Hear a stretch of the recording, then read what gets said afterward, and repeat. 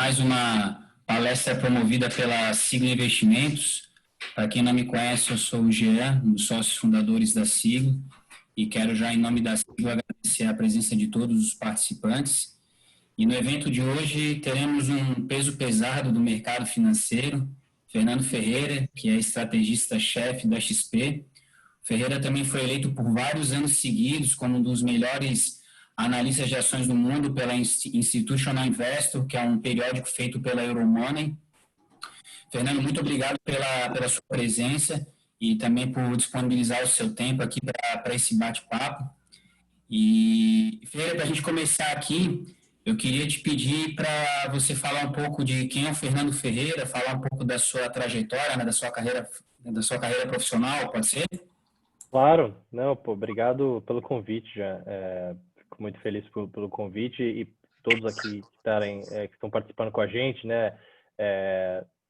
Perdendo tempo aí do seu tempo para ouvir um pouquinho sobre investimentos. Acho muito legal que todo mundo né, separou esse tempo para nos escutar. E acho que é legal a gente fazer quanto mais interativo possível. E o pessoal usar o chat, né, para mandar perguntas. Enfim, acho que a ideia é essa mesmo, né, que a gente faça bem um programa, perguntas e respostas aqui, né. Mas vamos lá. Bom, eu estou no mercado desde 2003, né. Eu me formei em administração pela FGV, já entrei no mercado financeiro.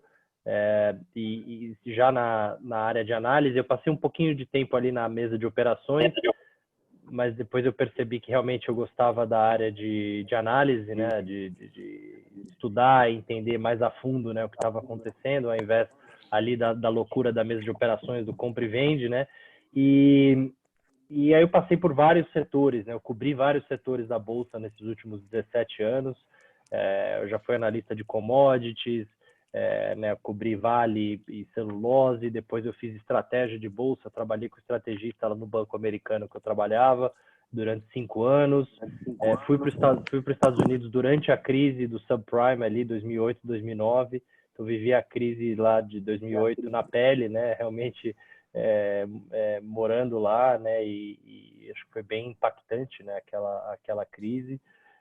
Voltei para o Brasil, em 2013, aí eu estava cobrindo já ações de consumo, né, consumo e agricultura, e aí em 2016 eu tive a oportunidade de ir para Londres, né, mas aí cobri ações europeias, não estava olhando mais para América Latina nem para Brasil, e fiquei lá por 4 anos, né, voltei no começo desse ano para o Brasil.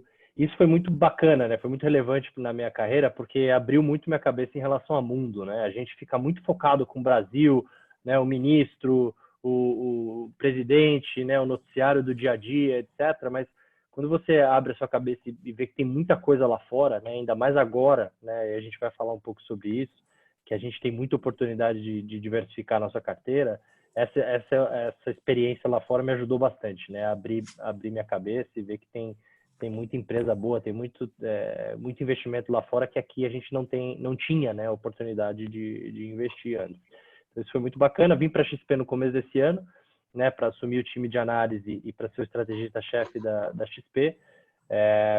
E tem sido uma experiência excepcional, né, porque, obviamente, passamos por um ano super difícil, né, estamos num ano complexo, né, com pandemia, etc., mas o que deixa a gente mais feliz é de ver que as pessoas estão querendo se informar mais, estão querendo informação de qualidade, né, nossa plataforma de conteúdos bate recorde atrás de recorde, né, de audiência. Você cansado, tem que aguentar isso, né, dona Genesis? Buscando, né, informação de qualidade. Então, isso deixa a gente bastante feliz, né, que o investidor brasileiro está querendo se informar e está querendo investir melhor o seu dinheiro, né, do que era a realidade nossa no passado, né? Então, acho que isso, apesar de toda essa pandemia, todo esse caos, a gente tem visto algo de positivo para se tirar de tudo isso. Fernando, Guilherme aqui, sócio do Gena Sigla Investimentos. Eu queria ressaltar o ponto de que quem tiver perguntas a fazer, vai colocando aí no chat, que na sequência aí a gente vai começar a ler algumas perguntas. E eu queria começar questionando aqui o Fernando e pegar o gancho aí que falou de trabalhou alguns anos fora do país. a gente está tendo aqui o real uma das piores performances no ano em todo o planeta. Eu vi até recentemente a pior. Então, Exato. atrás de países assim que, pô, alguns países que a gente nem conhece direito, a gente está conseguindo estar pior do que eles. E eu queria questionar para ti qual parte dessa deterioração que a gente está tendo do real, ela se deve a cortes excessivos de Selic, o que se deve a um risco fiscal e o que se deve a um risco político, ou se tiver outras também variáveis aí para colocar, mas pudesse dissecar um pouquinho para a gente. Boa, vamos lá. Assim, dos estudos do time de economia, né, dos estudos econométricos aí que o time fez, os modelos indicam que a maior parte dessa depreciação veio pelo aumento do risco Brasil, né, do risco país. Agora, o risco país subiu por conta do risco fiscal, subiu por conta do risco político, né? O que levou o aumento do risco Brasil? É mais difícil de secar, né? E falar foi mais fiscal do que mais político, mas no final as duas coisas estão andando em conjunto, né? O ruído de Brasília continua, talvez ele não é tão grande quanto era em maio, né? Lembra como a gente estava ali durante maio, 3 ministros saindo um atrás do outro, né? Sérgio Moro, 2 ministros da Saúde, e todo mundo falou que o Paulo Guedes sairia logo em seguida. A Bolsa bateu quase o 7º circuit breaker do ano, né, ali no Moro Day, né, que a gente ficou conhecido como Moro Day, aquela sexta-feira. Ali estava bem complexo, né? Ali estava bem difícil o ruído vindo de Brasília. Brigas entre os 3 poderes, claramente ninguém se entendia. Assim, se a gente olhar o filme, né, obviamente dias como hoje são dias muito ruins, né? O mundo inteiro subindo e a gente caindo quase 2%, nosso câmbio indo lá para cima. Isso nos lembra, né, que realmente o que vem de Brasília importa, né, para quem investe no Brasil, importa bastante. Eu sempre digo isso, né, às vezes as pessoas querem ler o livro do Warren Buffett e querem começar a investir igual o Warren Buffett em ações brasileiras. Mas a gente esquece que o Brasil, a gente teve vários períodos com várias moedas diferentes, período de hiperinflação, a gente teve mais de 2 impeachments, né, de presidente, e você está comparando com um país que tem a mesma moeda há centenas de anos, que tem inflação baixa, que tem um ambiente estável. Então, no Brasil, quando a gente investe no Brasil, a macroeconomia e a política importam bastante, né? Porque isso pode, sem dúvida, afetar o rumo do país daqui para frente. Então, assim, para responder a tua pergunta, Guilherme, a maior parte, né, da depreciação do real veio por conta desse aumento de risco país, mais até do que o corte da Selic. O corte da Selic, ele explicou muito, né, o câmbio depreciando até o início desse ano, né? Mas esse ano a Selic não caiu tanto assim, né? A gente veio de 14,5 para 4,5, agora a gente foi para 2, né? Tudo bem, mas assim, 2 é um nível baixo? Sim, mas a gente tinha vindo de quase 15, né? Então, esse primeiro movimento grande de corte da Selic, ele explicou o câmbio, né, ter depreciado até ali próximo de R$5, né? E essa depreciação para próximo de 6, né, que a gente foi esse ano e agora está em 5,60, ela se explica, ela é mais explicada, né, pelo aumento do risco país, que isso está voltado tanto à questão fiscal, né, que a gente pode discutir, né, aumento de gastos daqui para frente, como é que vai ser a trajetória da dívida do país, voltamos para um governo que vai gastar mais, né, e não vai se preocupar com a dívida, ou não, né, vamos falar de uma agenda reformista e uma agenda que se preocupa com a questão fiscal, enfim, e aí toda a questão do risco, né, do barulho político ali que sempre existe também, né, mas como eu falei, quando eu olho o filme, não a foto, né, o filme, sem dúvida, hoje a gente está numa situação melhor do que a gente estava ali em maio, né? Ali acho que era uma situação mais complexa do ponto de vista político do que a gente tem hoje, mas, né, esses dias de ruídos, acho que eles vão continuar acontecendo, né? É uma constante no Brasil, né? Bom, tu é o estrategista-chefe da XP, então falar um pouquinho de estratégia. Desde 2015, ali com a 555, que permitiu investidores qualificados, mas com valores abaixo de 1 milhão investir no exterior, a gente está vendo proliferarem muitos investimentos no exterior, até via XP Investimentos. A pessoa que não tem investimentos no exterior hoje e ela quer fazer investimentos no exterior, quer ter a carteira, tu acha que o ideal é a pessoa não pensar em dólar nesse momento, fazer a posição toda agora, mesmo que eventualmente depois o dólar venha a recuar, o real se valorizar? Ou o ideal é fazer preço médio, compra uma parte agora, espera um pouquinho nos próximos meses, como é que vai estar, se fizer sentido, compra um pouco mais. Ou o ideal é esperar um pouquinho mais e depois, quando surgir uma oportunidade de dólar mais próximo de R$ 5, aí sim fazer esse investimento no exterior. O que tu acharia, que recomendaria? Essa é uma excelente pergunta, porque eu brinco que o brasileiro, a gente é muito torcedor do dólar, né? A gente está sempre torcendo para o dólar cair, porque o brasileiro adora viajar para fora, né? O povo que adora viajar, para onde você vai no mundo você encontra brasileiro, né? E a gente está sempre tentando achar o melhor momento para comprar o dólar. Pô, eu compro agora, eu espero, né? Será que agora é a hora? E assim, a verdade é que a gente sempre tem que ter dólar na nossa carteira, ainda mais hoje em dia, que a gente tem tantas opções de investimentos internacionais, bons investimentos internacionais, porque no passado a gente tinha fundo cambial. Fundo cambial, você paga caro para ter papel moeda, né? Então é a mesma coisa que comprar dólar e guardar no cofre, né? Não te rende nada, enfim, você está comprando papel moeda e está pagando caro por isso.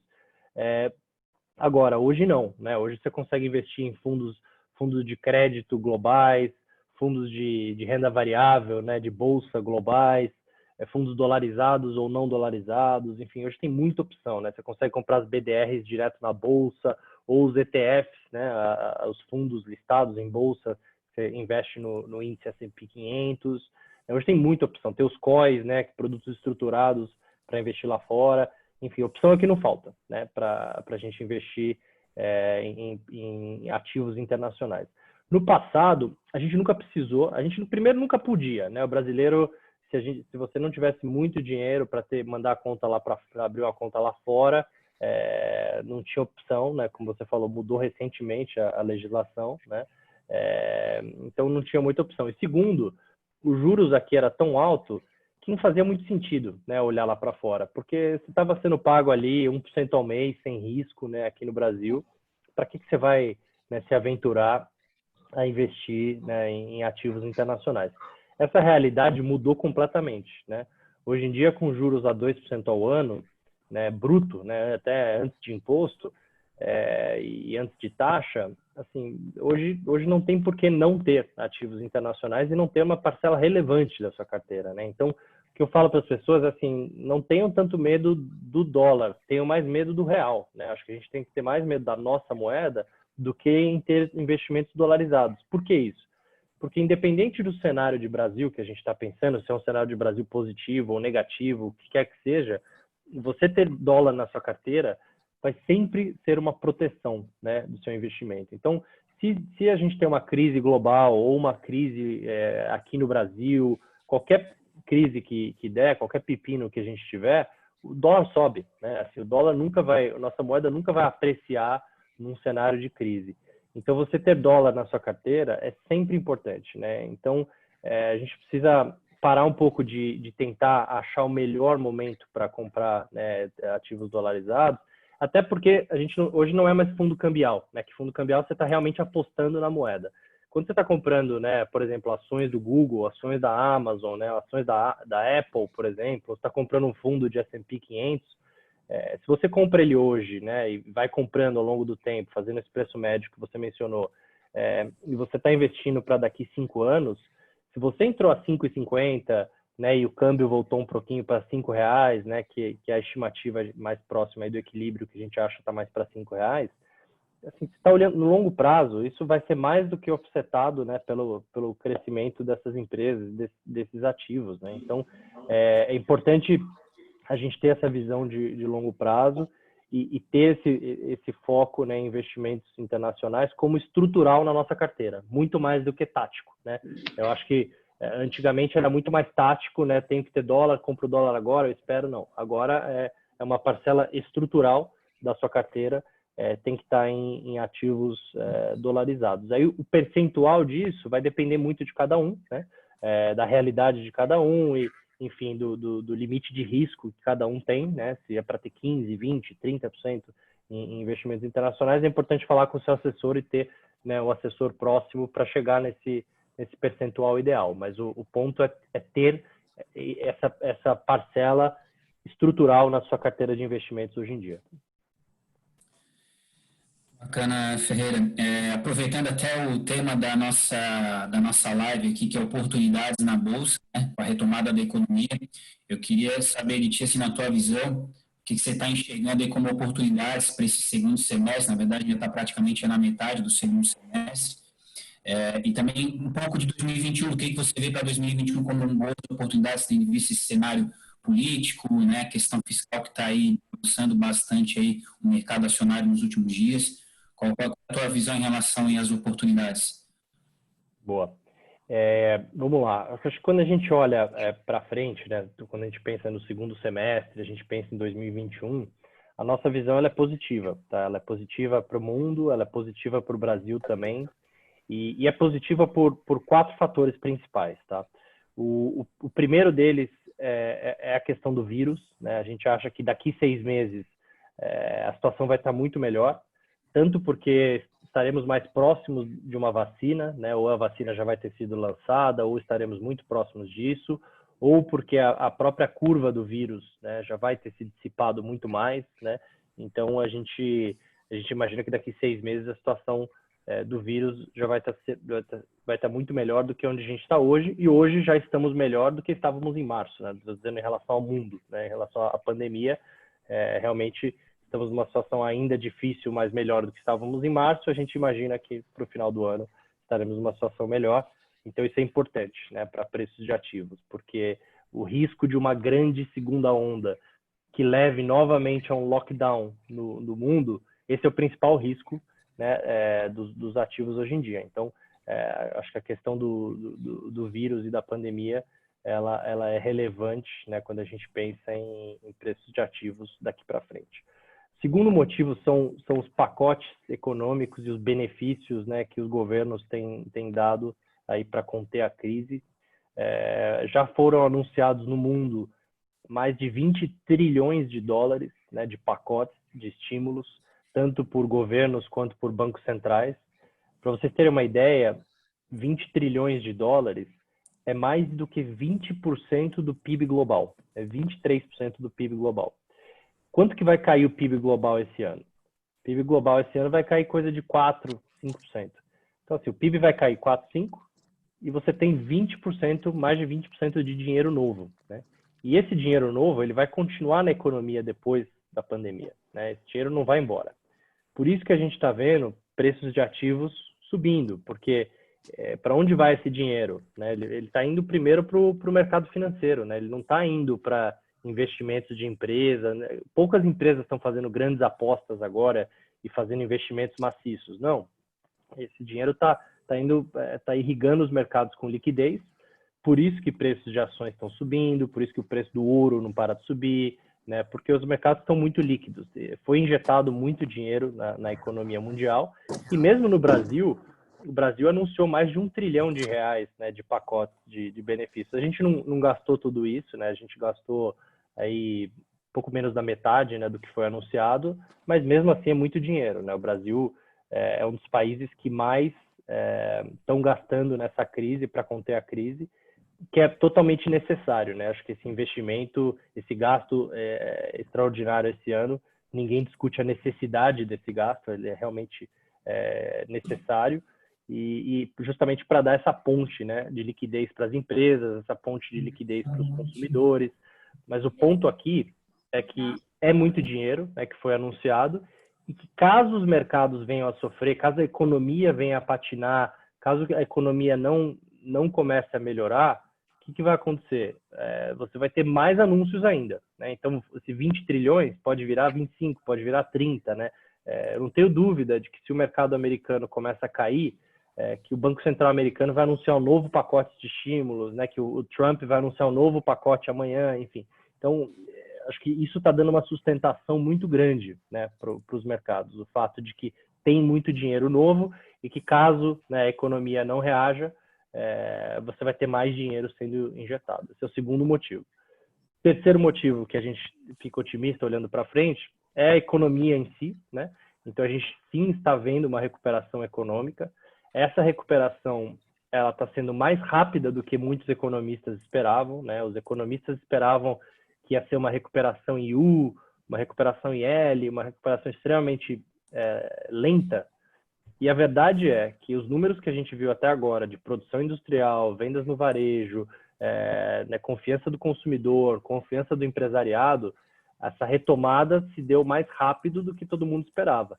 Tanto é que as projeções de PIB para o Brasil e para o mundo estão sendo revisadas para cima, né? Lembra que alguns meses atrás todo mundo falava que o PIB no Brasil ia cair 8, 9, né? Até o FMI chegou a falar que ia cair 9. Hoje em dia o pessoal fala de 5 ou menos, né, de queda. Ainda é uma queda grande, sem dúvida, mas o mercado se preocupa muito mais com a revisão, né? Se a revisão está sendo para cima, do que com o número em si. Com o número em si, todo mundo sabe que vai ser uma queda, né? Mas o mercado sempre olha para frente, né? Então, acho que essa recuperação econômica, ela é importante, mas a gente vai olhar bem de perto essa trajetória, né? Porque se a gente recupera lá do fundo do poço e para, né? E fica numa estagnação de novo, isso vai ser ruim, né? Para o Brasil, porque todo mundo está esperando que o Brasil cresça 3% no ano que vem, 3% ou mais, né? Se a gente sair de uma crise dessa e ano que vem voltar a crescer 1% ao ano, realmente vai desapontar bastante. Então, é um fator importante monitorar essa recuperação da economia daqui para frente. E o último ponto é a questão política, que aí eu coloco tanto como um ponto positivo quanto um risco a monitorar. Como eu falei no começo, eu acho que o filme, né, da parte política, ele é melhor do que onde estávamos alguns meses atrás. Ninguém imaginava que a gente estaria voltando a falar de reformas tão rápido, né? O mercado imaginava que a gente fosse falar de reformas no ano que vem. O mercado já tinha dado como certo que não existiria nenhuma discussão de reforma no Congresso em 2020. Então, assim, voltamos para a pauta de discussões com a reforma tributária muito antes do que todo mundo imaginava, né? Os três poderes estavam numa briga enorme entre si, né? Agora você está tendo pelo menos mais uma articulação e eles se falam, enfim, o ruído político diminuiu, apesar de que, né, a gente sempre, de novo, como eu falei no começo, sempre tem que monitorar o que acontece em Brasília, porque sempre traz, né, volatilidade e né, riscos daqui para frente, enfim. Então, né, esses 4 fatores fazem com que a gente tenha uma visão otimista daqui para frente. Qual que é a nossa projeção para o Ibovespa? 115 mil pontos para o final do ano, estamos aí a 100 mil pontos hoje, que a gente tem, né, ainda um potencial de valorização interessante, e esses 115 mil pontos se baseia no lucro das companhias do Ibovespa para o ano que vem, né, para 2021. Então, já estamos mirando um cenário de 2021. Né? A gente já está meio que tirando da conta o 2020, porque 2020 é um ano muito atípico, né? É um ano que as empresas sofreram demais, mas que a recuperação também, uma vez que a economia volta, essa recuperação ela é rápida para as empresas, né? Por isso que a gente está olhando muito mais para o ano que vem do que para esse ano. Fernando, eu leio uma pergunta aqui do chat, veio do Guilherme Moraes. Ele fala: Fernando, muito se comenta sobre a filosofia ESG, que é uma tendência que veio para ficar. Pensando nisso, como o investidor individual pode filtrar as empresas que têm esse novo ideal? Seria o caso da XP criar um tipo de ranking, uma premiação para fomentar ESG? Como é que tu vê? Se quiser fazer também um contexto, falar sobre o que é esse ESG, talvez algumas pessoas não saibam, e depois entrar nessa pergunta. Perfeito. Vamos lá. O ESG, basicamente, é a sigla em inglês, né, para meio ambiente, questões sociais e governança corporativa, né?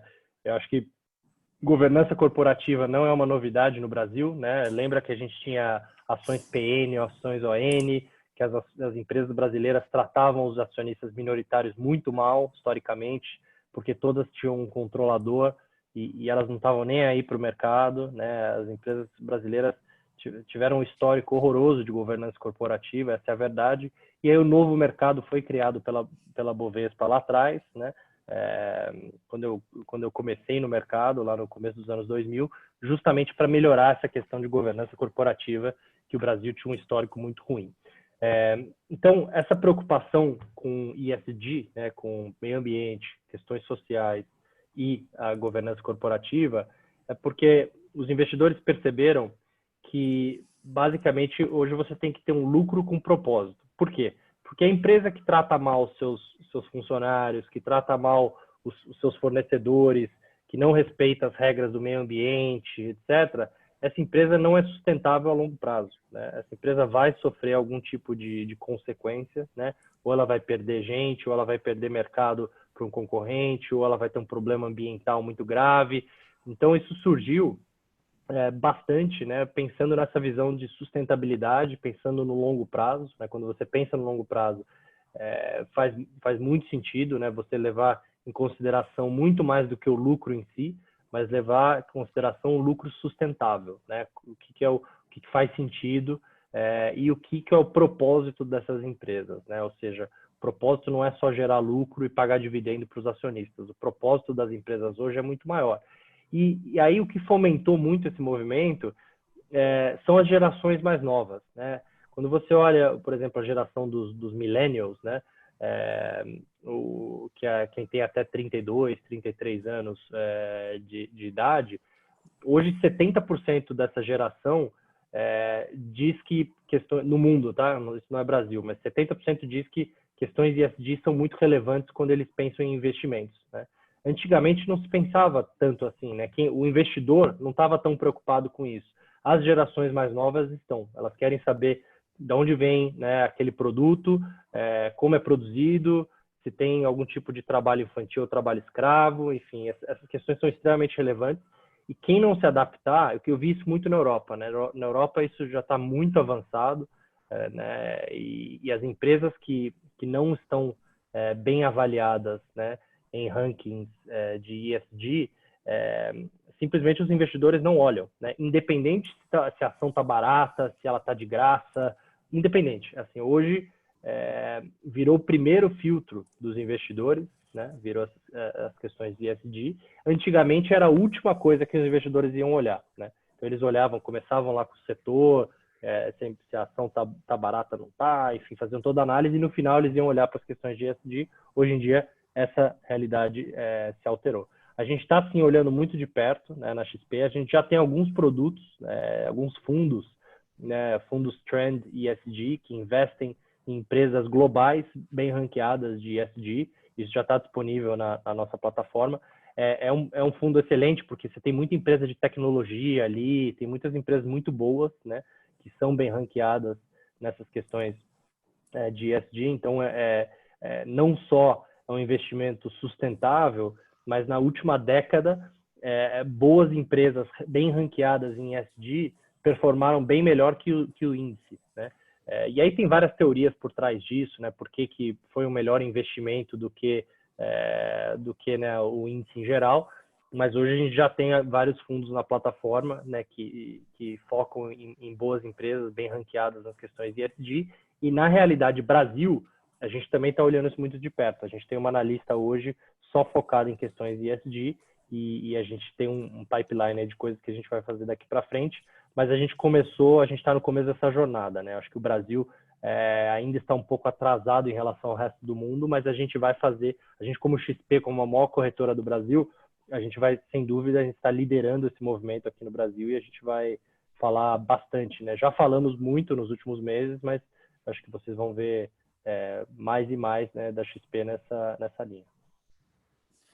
Ô, Fernando, recentemente a gente viu um fluxo muito grande de pessoas físicas entrando na Bolsa Brasileira, até incentivado por juros baixos e por plataformas como a XP, que vem democratizando o acesso a esses investimentos. Junto com ele, o investidor estrangeiro fez um movimento exatamente oposto. Começou a sair do Brasil ainda em 2019, parece que acentuou bastante em 2020, de modo que hoje ele representa, acho que menos de 50% da Bolsa Brasileira, já chegou lá no início da década a quase 60%. Exato. A gente fala que quando esse cara resolver entrar no Brasil, a gente tem um patamar muito alto para crescer a Bolsa Brasileira, até porque eles têm esse dinheiro suficiente para conseguir elevar significativamente a Bolsa.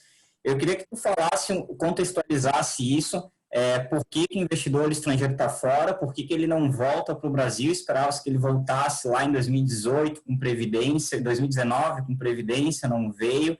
Queria que tu falasse o que tá impactando esse investidor estrangeiro e se, de fato, eles têm esse fluxo para, se eles resolverem entrar no Brasil, a gente elevar um patamar que a gente nunca viu a Bolsa Brasileira. É uma excelente pergunta, né? Porque realmente a nossa bolsa tá a 100 mil pontos, a gente cai 12% no ano, né? Que não é muito em reais, em moeda local. Quando você olha a Europa, está caindo 10% no ano. Quando você olha Hong Kong, está caindo 10% no ano. A gente cai muito em dólar, né? A Bolsa Brasileira cai 38% em dólares esse ano, é a pior bolsa do mundo, mas isso vem muito por conta da moeda, né? Quando você olha a bolsa em si, em moeda local, o Ibovespa cai 12 no ano, é menos que o México, por exemplo, é menos que a Inglaterra. A Inglaterra cai 20% esse ano, né, em moeda local. Então, a nossa bolsa não está mal, apesar do gringo ter tirado 70 bilhões de reais, mais de 70 bilhões de reais, acho que já chega a 80, 90 esse ano. Saiu muito dinheiro, é recorde histórico, né, de saída de capital estrangeiro de ações brasileiras, né? E quem tem comprado as ações justamente o investidor pessoa física no Brasil, que tem, né, batido recorde atrás de recorde de entrada na bolsa, por dois motivos, né? O motivo você mencionou, Guilherme, é o juro baixo, mas também, né, acho que toda essa educação financeira que a gente está levando, né, para as pessoas, de pensar em investimentos em ações né, no longo prazo, como um bom diversificador de carteira, pensar em ser sócios de boas companhias, e não só, né, qual a dica da ação que está melhor agora, não, é pensar da forma correta, né, de se investir em ações. Então, assim, não fosse o investidor brasileiro, né, ter entrado bastante na bolsa esse ano, provavelmente esse preço de equilíbrio para dar tanta saída para o investidor estrangeiro seria muito abaixo de onde a gente está hoje, né? Então, sem dúvida, essa entrada, né, de investidores brasileiros ajudou, né, a nossa bolsa a estar aí nos 100 mil pontos. E quando a gente olha para frente, a gente não precisa da volta do gringo, tá?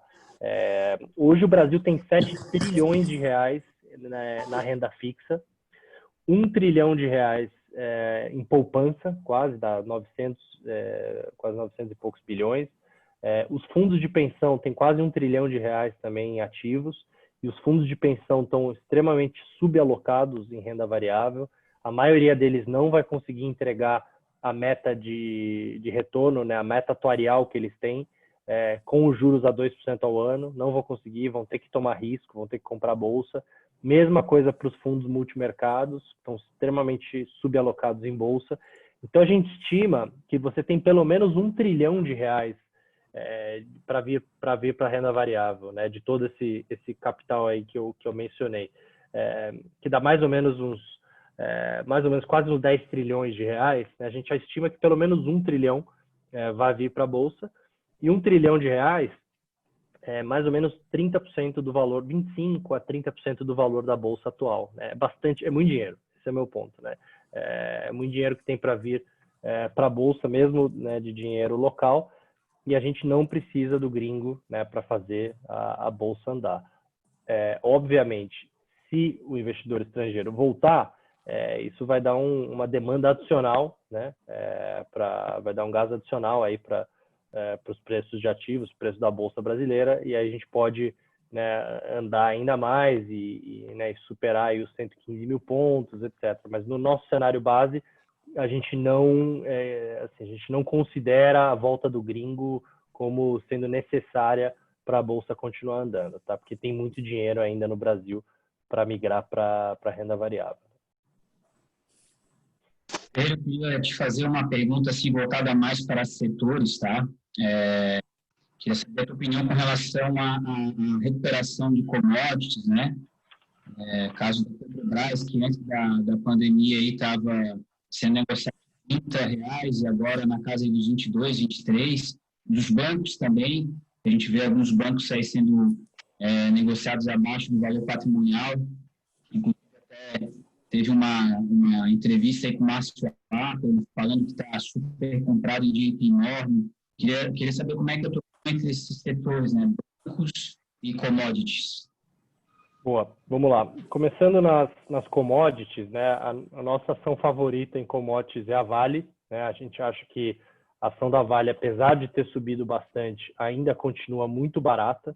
E a razão pela que ela continua muito barata é que o preço de minério de ferro não para de subir, né? Assim, o preço de minério de ferro, todo mundo estimava que agora ia estar em torno de $90 a tonelada, foi a 120, né? Está muito acima do que todo mundo projetava para o preço do minério de ferro, porque a China está estimulando, né, a economia a voltar a crescer da mesma forma que a China sempre fez, né, que é via investimento em infraestrutura, né?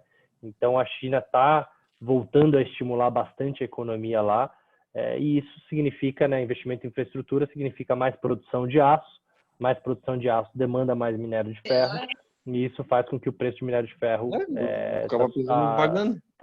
está muito acima, né, do que a gente esperava. Então, a Vale vai gerar um caminhão de caixa, né? A Vale voltou a falar de pagamento de dividendos, mas a gente acha que isso pode surpreender, né, para o ano que vem. A gente acha que dividendos podem ser uma grande surpresa para a ação da Vale. Então, apesar de ter subido, né, apesar da ação ter ido bem, a ação continua muito barata porque o preço do minério de ferro está surpreendendo positivamente.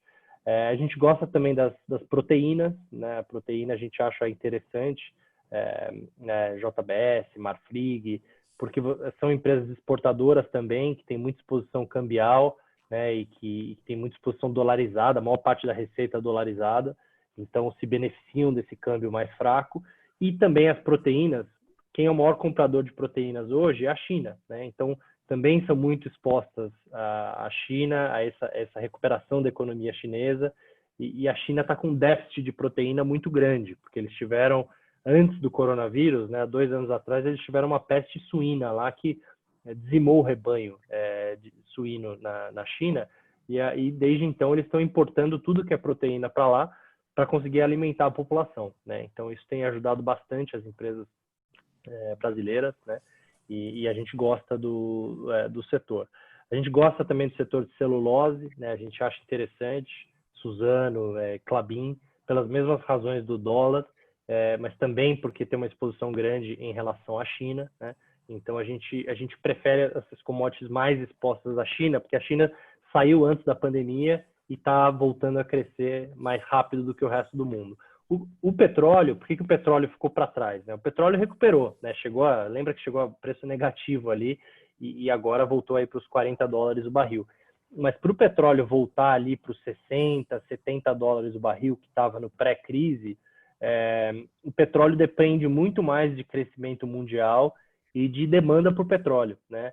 Então, assim, com toda essa queda de transportes, né, das pessoas viajando muito menos de avião, usando muito menos o carro, ficando mais em casa, a demanda de petróleo continua numa situação muito ruim, né? Então, o preço recuperou porque você teve ajustes de produção, né? Ali, durante março, lembra que teve aquela guerra do petróleo entre a Arábia Saudita e a Rússia, né? E aí o preço despencou, mas desde então, o que a gente teve no petróleo que fez com que o preço recuperasse foi fechamento de capacidade de produtores de alto custo, né, de petróleo, e também um controle da OPEP+, né, voltar a cortar a produção. Então, toda aquela guerra de preço que surgiu ali, eles voltaram a se entender e você teve um ajuste de produção.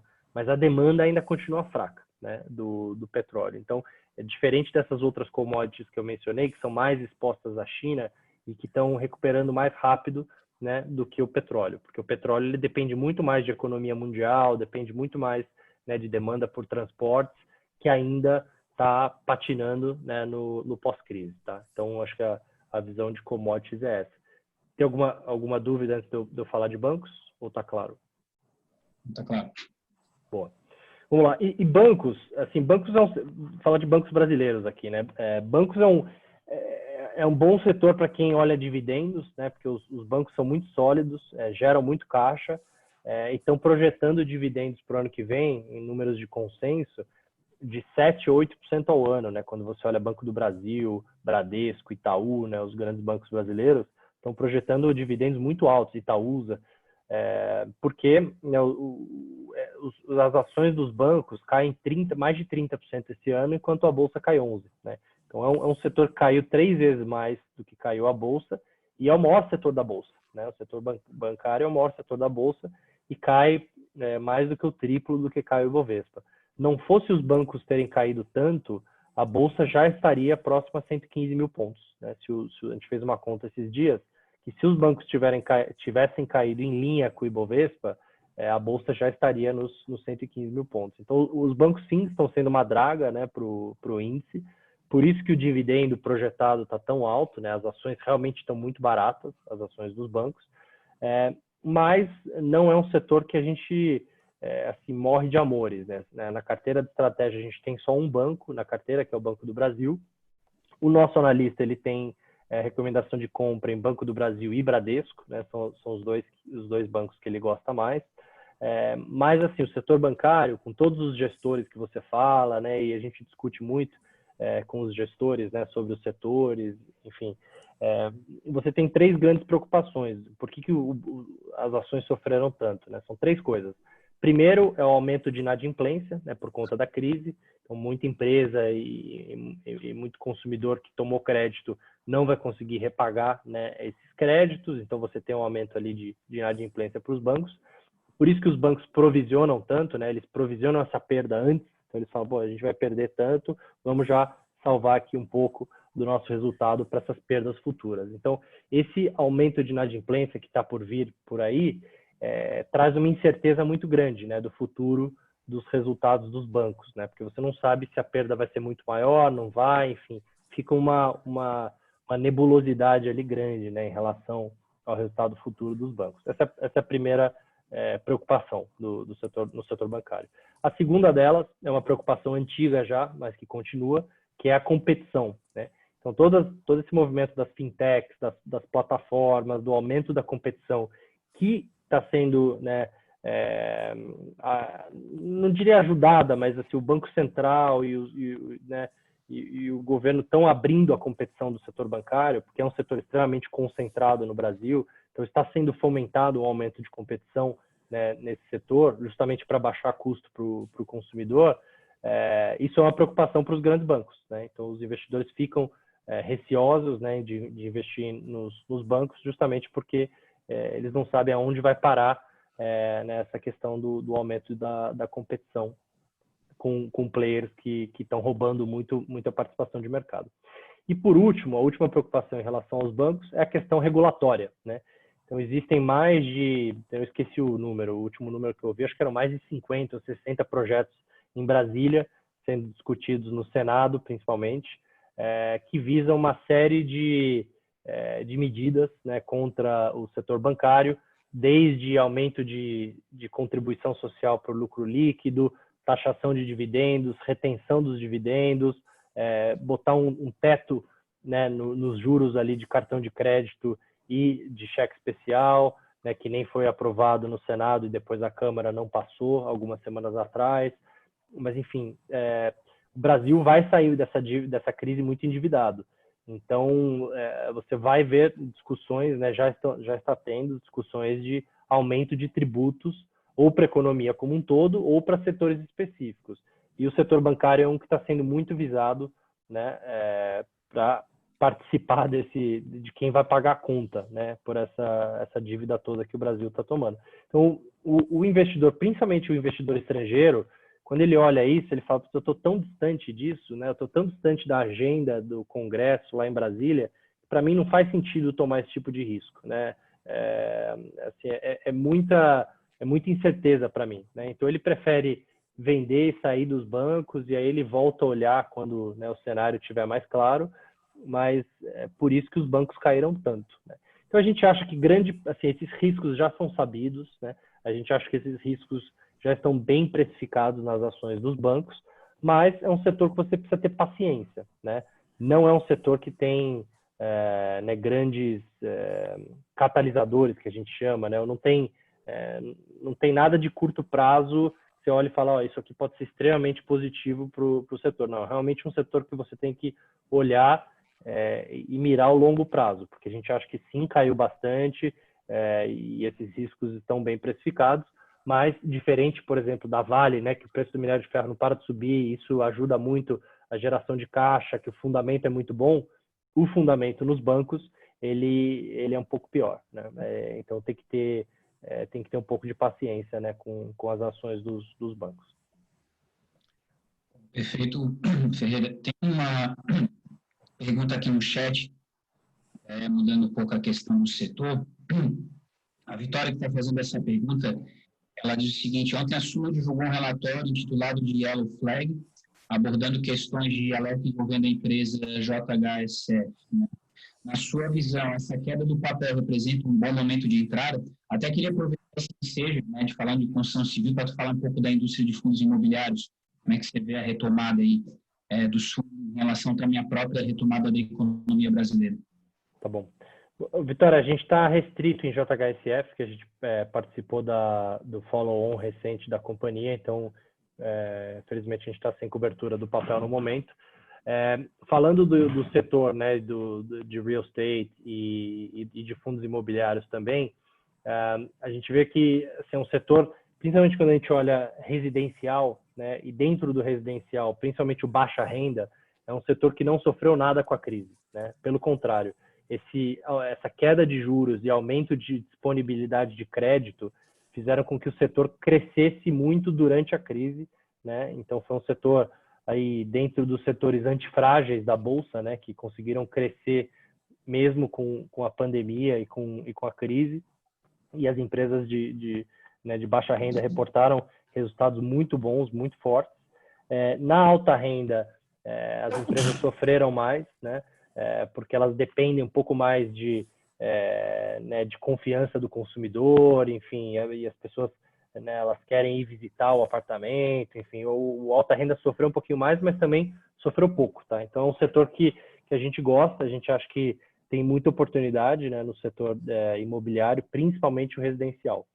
Quando a gente pensa, né, em fundos imobiliários, e aí dentro de fundos imobiliários você tem fundos de shoppings, né, você tem assim, fundos comerciais, né, de imóveis, propriedades comerciais, etc., são setores que sofreram muito mais com a pandemia e que vão demorar mais a recuperar, né?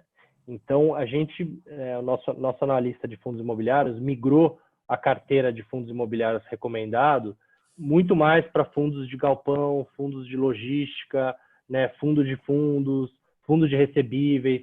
Então, ele migrou bastante para tirar um pouco desse risco, né, de propriedades comerciais e de shoppings, que foram setores que foram mais afetados pela pandemia, que vão demorar um pouco mais a recuperar, né?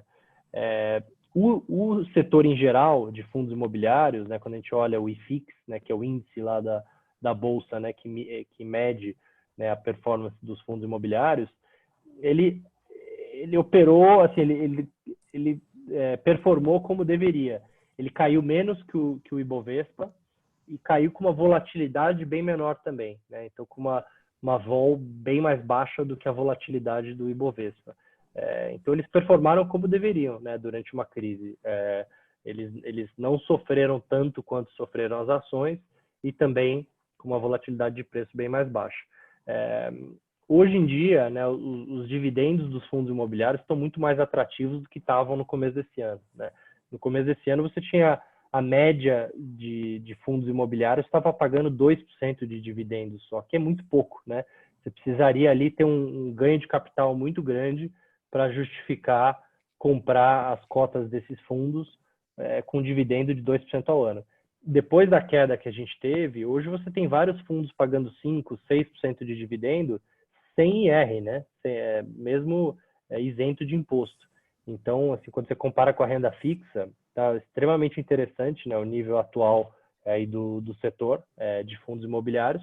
Mas, de novo, acho que essa seleção de qual fundo entrar e qual subsetor dentro de fundos imobiliários ela é importante, né? Porque você tem alguns fundos que estão sofrendo um pouco mais do que a pandemia do que outros, né? Então, isso a gente tem lá dentro da nossa página de conteúdos a nossa carteira recomendada de fundos imobiliários, que está performando bem melhor que o índice, né? Então a gente teve uma seleção boa aí dos fundos para se investir. O Fernando, seguindo aqui de perguntas do chat, o Vitor Ibagi, ele questiona, voltando àquela do ISD, né? Acham que essa maior importância do ISD pode acabar com dumping? Aí ele coloca entre parênteses, principalmente chinês? Não entendi a pergunta. Eu confesso que eu também não tinha entendido direito, mas passei para ti para ver se tu entende. Vitor, se tu puder refazer a pergunta, eu também não entendi direito. Dumping, basicamente, é vender por preços inferiores para afastar a concorrência. Eu não entendi aí se esse SD vai aumentar os preços, a China vai conseguir vender mais barato, se puder melhor. Reformular melhor. Eu vou seguir aqui embaixo, que essa tá fácil de entender, é uma pergunta bastante curiosa aqui do Gabriel. A respeito das eleições dos Estados Unidos, qual a visão que a XP está tendo nas eleições e quais seriam as possíveis consequências de resultados que a gente possa ter por lá? Boa, ótima pergunta. A gente acha que a eleição pode ser um fator para trazer volatilidade, né, para o mercado aí nos próximos meses. O mercado, né, as bolsas de aposta tinham dado já como certa a vitória do Biden, com base nas pesquisas, né? Então, ele estava com mais de 60% de probabilidade nas bolsas de aposta. Essa probabilidade caiu bastante nas últimas semanas. Então, o Trump tem voltado a ganhar, né, espaço nas probabilidades aí que o mercado atribui. Hoje está mais para 55, 45, né? 55 de chance para o Biden, 45 para o Trump. Mas o Trump tem recuperado, né? Por conta desses pacotes, né, que têm sido anunciados, né? Acho que ele tomou várias medidas ali para tentar recuperar um pouco né? Até voltou a usar máscara. Na verdade, usou máscara em público, ele não tinha usado, né? E a questão do coronavírus pegou muito negativamente, né, para ele e para os republicanos, enfim. Então, eles têm tomado várias atitudes para tentar, né, voltar a ganhar um pouco mais de popularidade, né? Dito isso, assim, se os democratas ganham a presidência, mantém o Congresso, né, mantém a Câmara e ganham o Senado, porque hoje o Senado é republicano a maioria, se eles ganham as três eleições, né, que vão acontecer, muito provavelmente os democratas, está no programa deles, eles vão voltar a subir impostos, né? Eles vão voltar a subir impostos para empresas americanas, que o Trump cortou bastante em 2018, anunciou em 2017, implementou em 2018, que lá atrás isso gerou um aumento de lucro médio, né, no S&P acima de 15% em 2018, né? Então as empresas americanas cresceram muito lucro em 2018 justamente por conta desse corte de impostos, né? Quando você olha projeção de lucro para o S&P para o ano que vem, ninguém está colocando na conta como cenário base, né, que o imposto volte a subir e que o lucro do S&P vai despencar, né? Porque se você pegar um cenário de preços no nível que está na Bolsa Americana, com um potencial de lucro despencando ano que vem por aumento de impostos, é uma combinação bem perigosa, né, para a Bolsa Americana. Então, assim, eu fiquei até surpreso que o mercado de ações não precificou nenhum risco em relação a isso, né? O mercado continua subindo, mesmo com as pesquisas eleitorais sendo, né, claramente indicando uma probabilidade maior para o Biden. Só que o que é importante lembrar é que os Estados Unidos não é um voto popular, né? Não é um voto igual ao Brasil, que você soma todos os votos e vê quem teve mais votos. É um voto por colégio eleitoral de assentos que cada estado consegue eleger no Congresso, né? Então, é uma coisa extremamente complexa de uma pesquisa eleitoral conseguir pegar, porque é estado a estado, né? É muito difícil. Então, para vocês terem uma ideia, o New York Times publicou um artigo em outubro de 2016 que eles davam mais de 80% de chance para Hillary ganhar a eleição, né? E a gente sabe que a Hillary não ganhou a eleição. Então, assim, é muito difícil, né? Se pesquisa eleitoral não funciona no Brasil, nos Estados Unidos é mais difícil ainda, porque é um sistema muito mais complexo que o sistema brasileiro.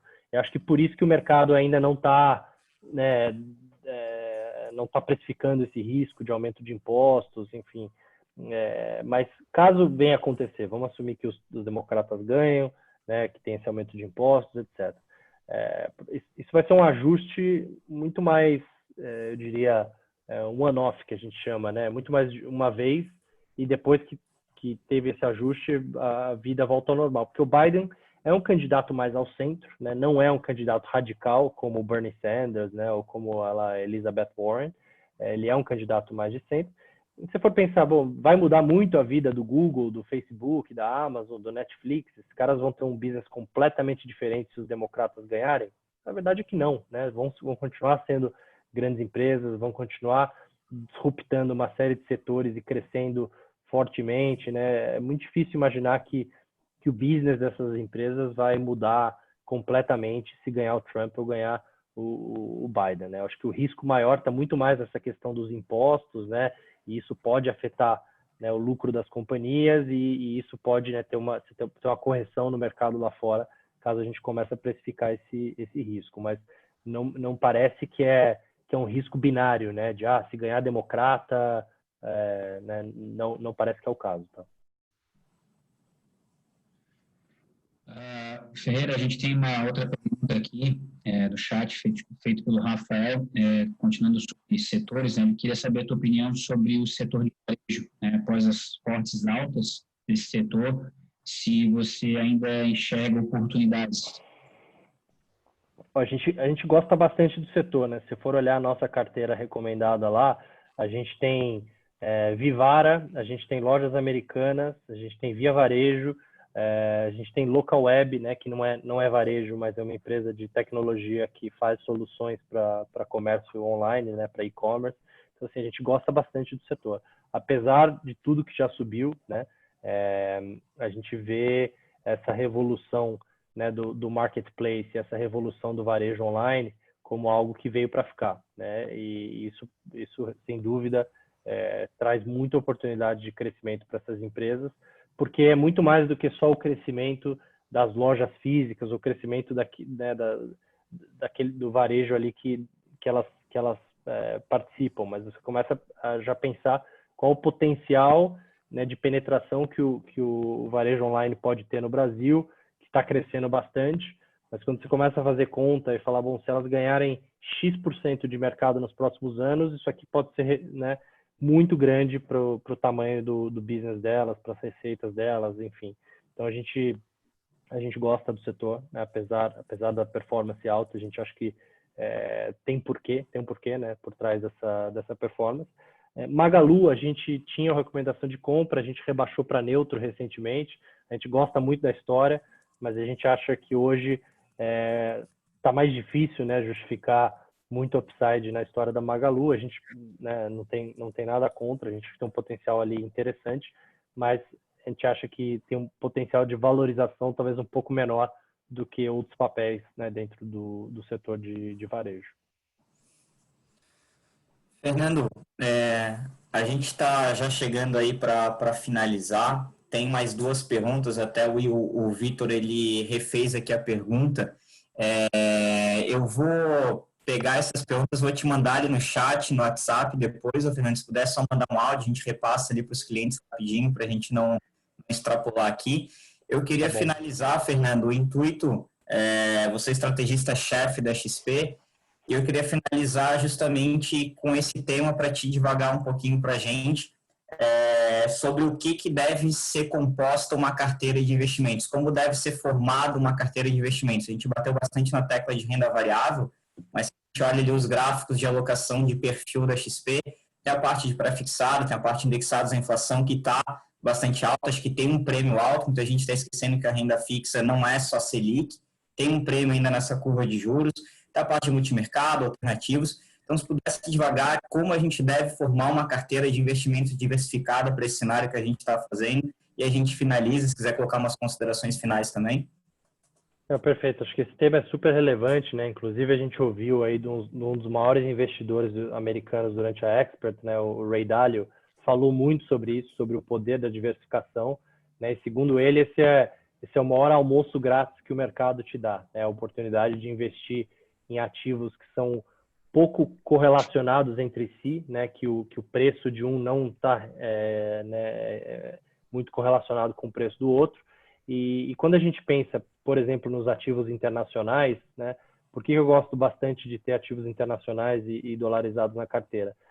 Porque se tem um problema lá em Brasília, se o Paulo Guedes vem a sair, se tem algum risco político, etc., e você tem só ativos brasileiros, né, na sua carteira, mesmo que é uma carteira diversificada entre fundos multimercados, fundos de crédito, fundos de renda variável, ações direto na bolsa, o que vai acontecer é que todos os seus ativos na sua carteira vão sofrer ao mesmo tempo, né? Todos eles caem. Por quê? Porque você está com a sua carteira, todos os ovos, né, colocados na cesta Brasil, né? Se tem algum problema em Brasília e você tem ações do Google na sua carteira, assim, isso não vai fazer a menor diferença. Pelo contrário, né, o dólar sobe e essas ações em reais acabam subindo de valor, né, porque não tem a menor correlação do que acontece na parte política com, né, esse tipo de investimento. É a mesma coisa com o ouro, né, pensar em metais preciosos, né. Então, ter essa diversificação em diferentes classes de ativos, diferentes moedas, diferentes geografias, te traz uma proteção enorme, né, para a sua carteira quando você pensa no longo prazo. Por isso que a gente gosta tanto de bolsa e renda variável, mas você vai ver nas nossas carteiras, a gente tem ali, mesmo para perfil agressivo, 30% de bolsa, né? Assim, a gente não coloca, você tem que ter 70% em bolsa. Não, porque se a bolsa cai, né, e você tem uma alocação muito grande na bolsa, você não vai conseguir se aproveitar dos preços mais baixos, né? Porque você já está muito alocado, muito mais do que deveria, e, além disso, provavelmente você vai se assustar, né? Porque ali você está perdendo um percentual muito grande do seu patrimônio, e você vai acabar vendendo na baixa, né? Quando você tem ou você acaba até sendo estopado, né? Você tem um risco muito grande, enfim, você acaba até, enfim, se está tomando risco desnecessário, a corretora até te chama a margem e te estopa a sua posição. Então, por isso que a diversificação é tão relevante, né? Porque ela te traz essa proteção da carteira de longo prazo que vai te ajudar a justamente se aproveitar de preços mais baratos quando eles acontecem, né? Então, quando uma crise acontecer, você vai ter caixa, você vai ter outros investimentos que você pode ir migrando ali a sua carteira para aproveitar, né, de preços melhores. Perfeito, Fernando. Alguma consideração final para a gente encerrar? Acho que só pedir para todo mundo continuar, ou quem não conhece ainda, acessar lá a nossa plataforma de conteúdos, né, conteúdos.xpi.com.br, então todos os nossos relatórios estão lá, disponíveis, né, de todas as classes de ativos, macroeconomia, política, ações, fundo imobiliário, está tudo lá. Tá? Então, pedir para todo mundo acessar lá que tem bastante conteúdo. Perfeito, Fernando. Agradeço imensamente a tua participação, agradeço aí quem mandou mensagens, quase 70 pessoas que ficaram aí desde as 6 horas aí para falar um pouquinho sobre mercado financeiro. Espero que tenham aprendido um pouco mais e gostado dessa apresentação como a gente gostou aqui também. E obrigado novamente, Fernando, em nome de toda a Sigma Investimentos. Quem sabe numa próxima oportunidade a gente faça isso presencialmente aqui em Florianópolis. Fechado. Obrigado pelo convite, obrigado, Jean e Guilherme, e até a próxima. Obrigado. Valeu, tchau, tchau. Valeu, pessoal. Tchau, tchau.